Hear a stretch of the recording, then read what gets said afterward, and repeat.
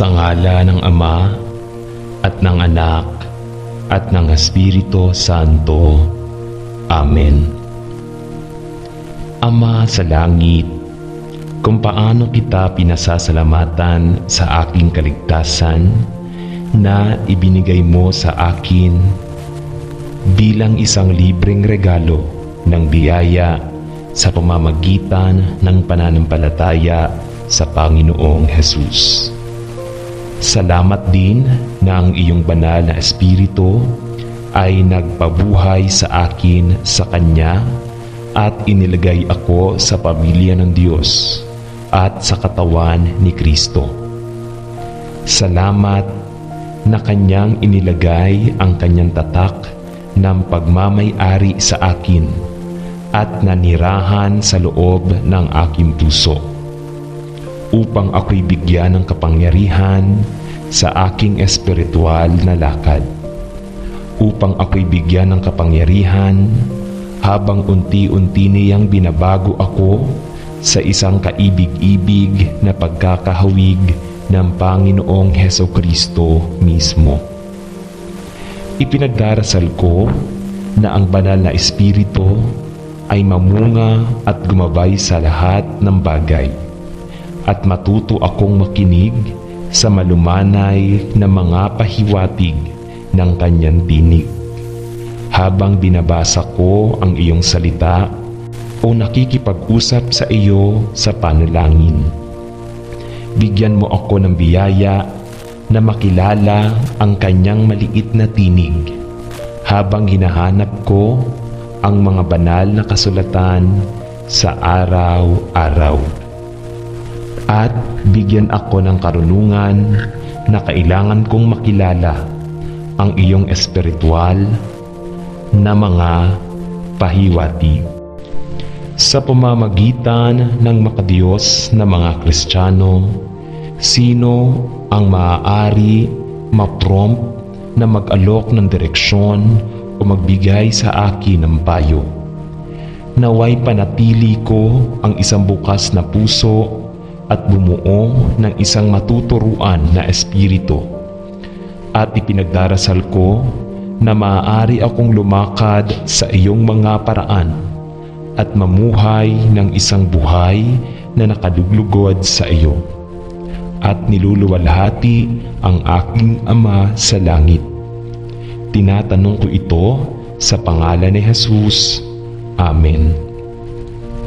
Ama sa langit, kung paano ako nagpapasalamat sa iyo na sa pamamagitan ng pananampalataya sa Panginoong Hesus, ang iyong banal na Espiritu ay nagpabuhay sa akin sa Kanya at inilagay ako sa pamilya ng Diyos at sa katawan ni Kristo.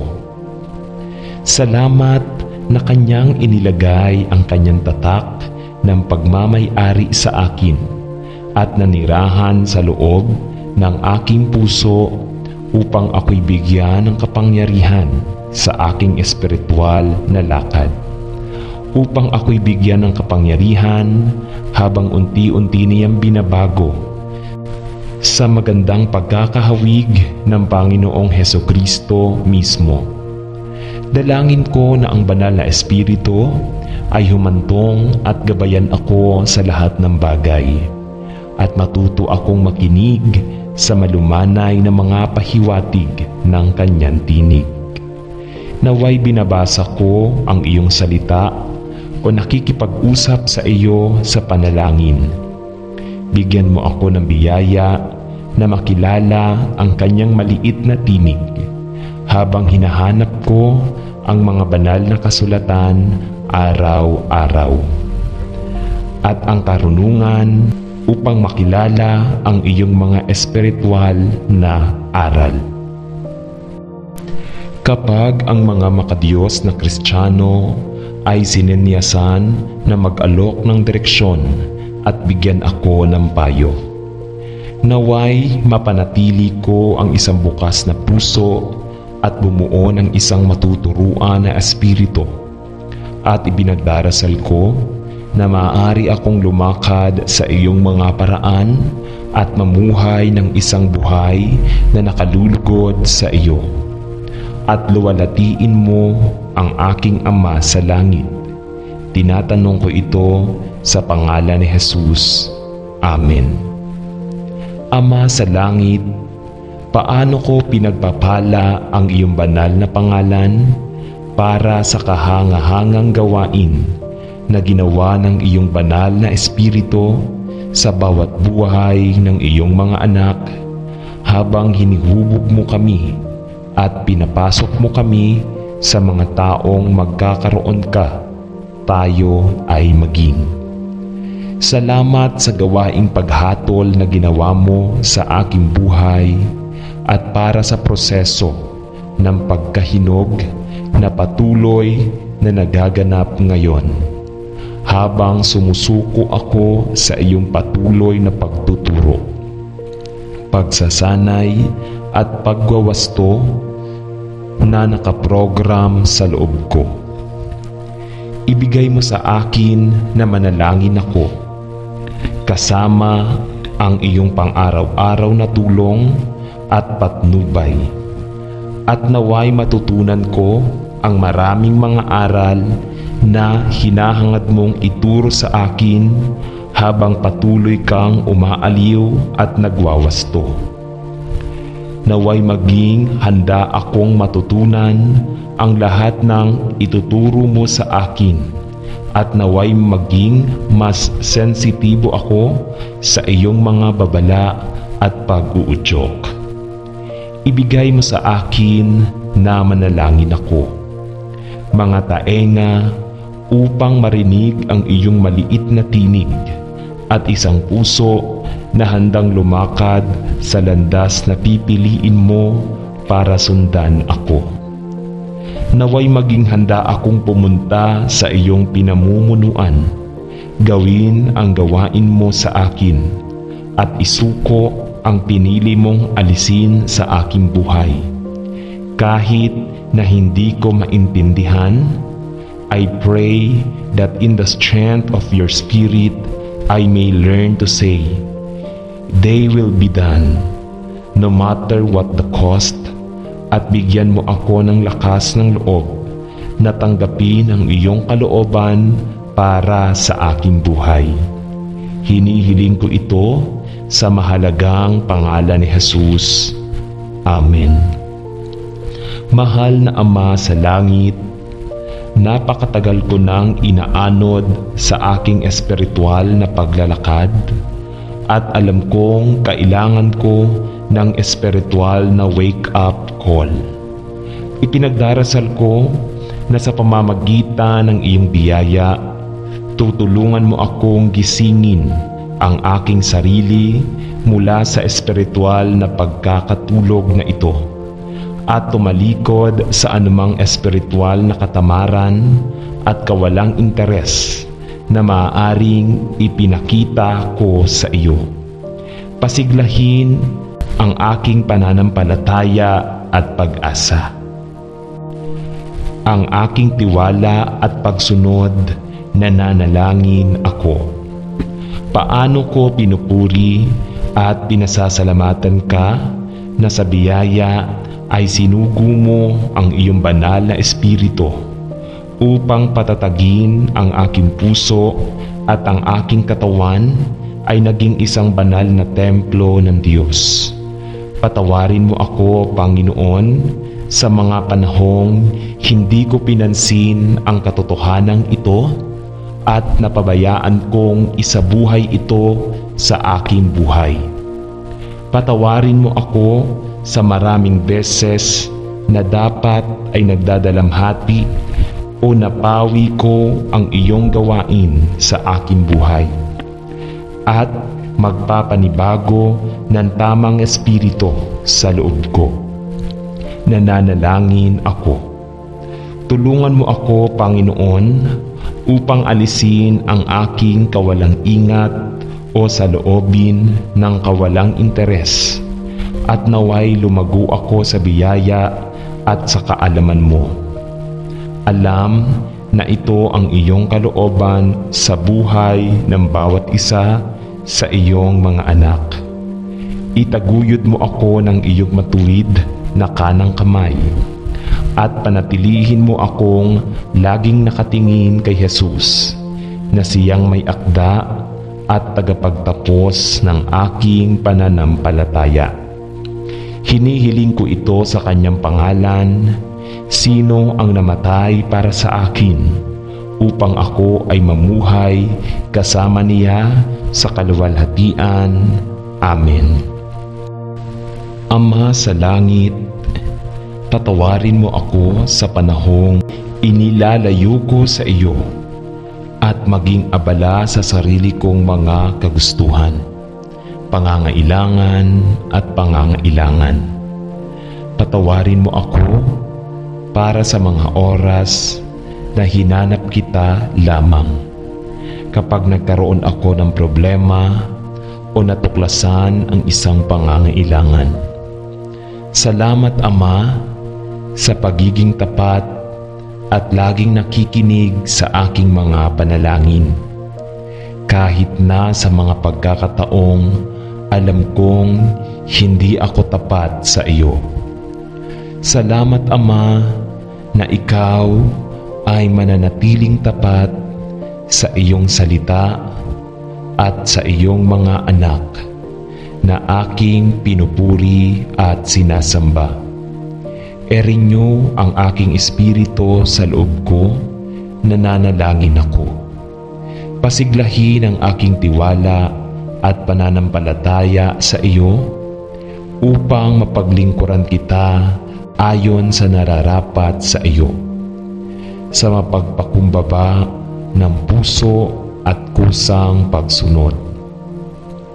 Naway buhayin ng buhay na tubig, ng buhay ang aking tuyo at maalikabok na kaluluwa. At itanim akong muli ay nananalangin ako sa tabi ng iyong tahimik na tubig at ang nakakapreskong bukal. Magbalik loob sa isang kislap ng pagtataka kung sino ka at magsindi ng apoy ng pag-ibig sa aking puso na maging malabo at kumikislap.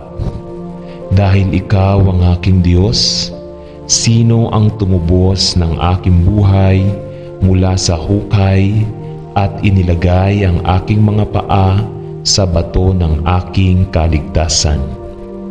Iligtas mo ako, ipinagdarasal ko, mula sa tuyong ilang at pagkatuyo ng Espiritu, kung saan ako ay gumala at inakay ako sa landas na nais mong puntahan ako. Gisingin mo sa loob ko ang espiritual na sigasig na nagmumula lamang sa iyo upang ako'y mabuhay mula sa araw na ito na abala sa mga bagay na nagpapasaya sa iyong puso at magpapasa ng iyong mga plano at layunin. Ang buhay ko at ang buhay ng mga nakapaligid sa akin. Tinatanong ko ito sa pangalan ni Jesus. Amen. Salamat Ama na sa halos buong buhay ko ay itinuro mo sa akin ang prinsipyo ng paghihintay at ipinagdarasal ko na patuloy mong gawin iyon, O Panginoon. Maraming beses sa aking buhay, tinatanong ko na sa iyong biyaya ay bibigyan mo ako ng banayad, makadiyos na pasensya, hindi iyon naghahangad ng madilim na proseso ng iyong espiritual na pag-aani, ngunit naghihintay para sa nakatanim na binhi na tumubo at lumago. Yun pa man, patuloy kong kinikilala sa loob ng aking sarili ang isang pagkainip na makitang natapos ang iyong gawain. Salamat sa biblikal na larawan sa salita ng Diyos kung saan ang magsasaka ay matiyagang naghihintay, ngunit umaasa na ang binhi ay sumibol at bumukol. Habang ang maaga at huling pag-ulan ay bumabagsak sa kanilang takdang panahon, at habang ang araw ay sumisikat, ang umiinit na sinag nito sa mga natutulog na pananim. Tulungan mo akong higit pa at higit pa na ilapat ang inaasahan ng pasyenteng ito sa sarili kong buhay, kung saan ang pag-asa ay hindi namatay at kung saan ang pagtitiis ay hindi lumalala sa kawalan ng pag-asa. Panatilihin mo ako, nananalangin ako mula sa pagsuko, ngunit ipagkaloob sa akin ang aking Ama na may matiyagang pagtitiis at isang positibong pagsuko sa iyong perfect will sa bawat bahagi ng aking buhay. Naway makontento na akong sabihin na ang iyong gawain at kung pipiliin mo o hindi na ihayag ang huling sagot sa aking matiyagang panalangin. Ipinagdarasal ko na makapagpapahinga ako ng nilalaman. Alam mo na ginagawa mo ang lahat ng bagay ng maayos. Hinihiling ko ito sa pangalan ni Jesus at sa kanyang kaluwalhatian. Amen.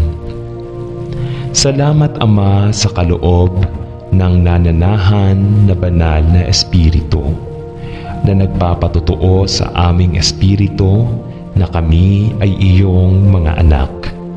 Salamat sa kanyang patuloy na gawain sa loob ng bawat isa sa ating buhay. At salamat sa iyo na binuhay niya tayo mula sa mga patay. Itinatag tayo kay Kristo, tinatakan tayo sa Kanya. Inilagay tayo sa Kanyang katawan at mahusay na itinatayo tayo bilang mga buhay na bato sa isang banal na templo ng Panginoon. Salamat Ama na ang iyong Espiritu ay nagtuturo sa atin ng lahat ng bagay. Gumagabay sa atin sa lahat ng katotohanan, nakapaglilinis ng ating mga puso at naglilinis ng ating isipan. Kapag ibinigay natin ang bawat pag-iisip na bihag sa Kanya sa kusang pagsuko. Panginoon, nagpapasalamat ako sa iyo na kahit anong mga paghihirap at panganib ang bumaha sa ating mga puso at lumusob sa ating buhay, walang makapaghihiwalay sa atin sa iyong pagmamahal at biyaya. Ibigay mo sa amin na manalangin ako na sapat na lakas sa iyong ipinangako sa lahat ng iyong mga anak na nahaharap sa mga problema at panganib, at huwag nating kalimutan na lalong dakila siya na nananahan sa bawat isa sa iyong mga anak kaysa sa kaaway na nasa mundo. Magbigay sa amin ng espiritual na lakas at katatagan habang nakaharap namin ang hinaharap. Malakas sa kaalaman na mayroon kaming makalangit na tahanan na nakasecure para sa amin sa langit. Sa pangalan ni Jesus. Amen. Salamat Ama na sa pamamagitan ng iyong Espiritu ay nais mong isulat ang lahat ng banal na kasulatan para sa aming pagkatuto. Turuan mo ako na nanalangin ako sa pamamagitan ng kapangyarihan ng iyong Espiritu na basahin, markahan, matuto at sa loob digest ang lahat ng mga katotohanan na nakapaloob sa loob nitong pahina. Paunlarin mo sa akin ang isang puso na nalulugod sa iyong salita, isang isip na nagpapanatili ng katotohanan at kalooban nito na naglalayong ilapat ang lahat ng mahalagang aral na nilalaman nito. Bigyan mo ako ng karunungan at pag-unawa na kilalanin ang anumang pagbaluktot ng kasulatan o maling mga turo na maaari kong makita. At tulungan mo akong huwag sumunod sa maling landas o maimpluwensyahan ng anumang mapanghikayat na mga argumento.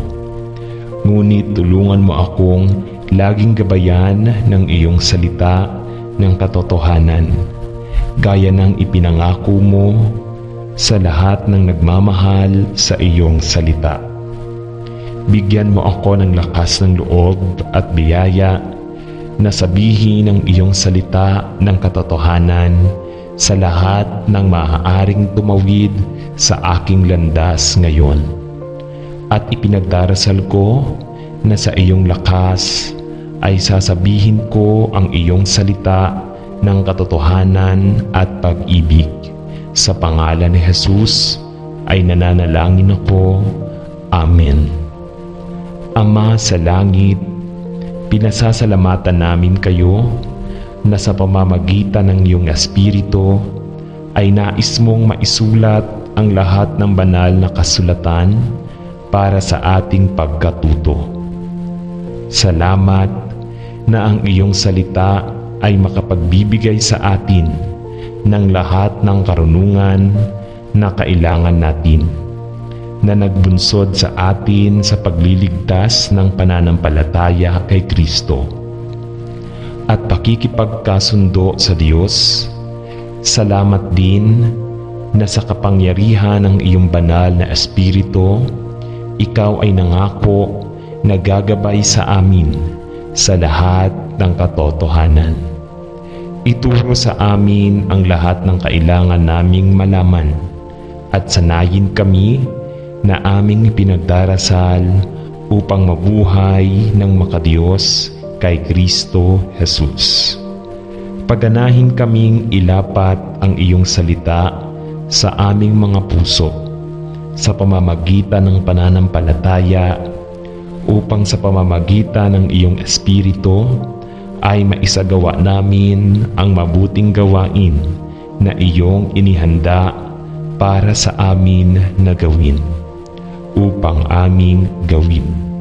Sa iyong kapangyarihan ang iyong salita sa aming mga puso at pagnilayan ito araw at gabi. Ang pagkaalam na ang lahat ng kasulatan ay kinasihan ng iyong Espiritu at kapaki-pakinabang para sa pagsaway at pagtutuwid at para sa pagsasanay sa katuwiran.